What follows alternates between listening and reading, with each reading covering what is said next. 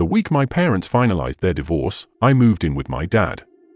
As an only child, I didn't have any siblings to hang out with.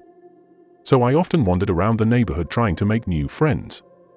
That's when I met Nate. Nate lived at the end of our block. I met him while riding my bike.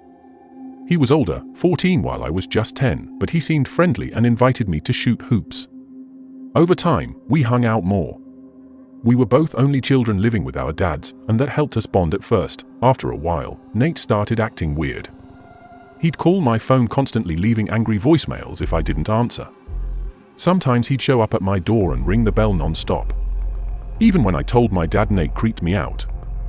He insisted I be polite and hang out with him. One day, Nate insisted I come over to his house. I didn't want to, but felt I had no choice. The second I walked in, I was hit with a horrible stench. The place was trashed, clothes everywhere, broken glass, stains on the wall. Then, a huge, menacing man walked in and stared me down. It was Nate's dad.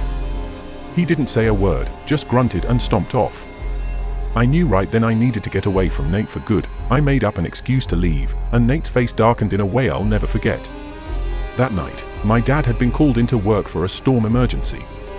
Home alone, I checked my email and saw 7 messages from a sender named NateForReal.com. I never gave him my email.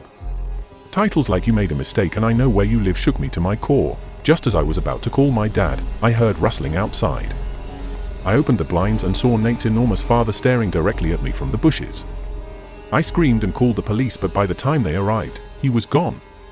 My dad came home early, and we immediately filed for a restraining order. Thankfully, Nate and his father moved out shortly after. I never saw them again. But I'll never forget the warning signs I ignored.